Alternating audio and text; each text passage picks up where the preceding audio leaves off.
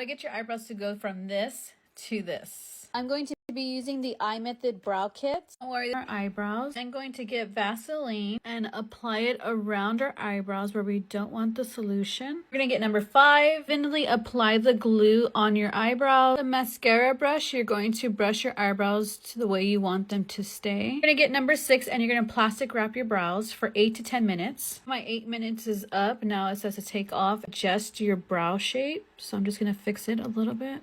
Then we're going to get number 1 and evenly apply the perm everywhere. Apply number 2 evenly on the brows. Then we're going to shape them again. Put more plastic wrap on them. Okay, so it's been 10 minutes, so now we're going to take it off and brush our brows again. And then we're going to get number 4 to clean off any kind of residue. And then we're going to get number 3 to nourish our brows. And look at the after. And they feel like they look so much darker. Like, look how beautiful that is. I'm so in shock.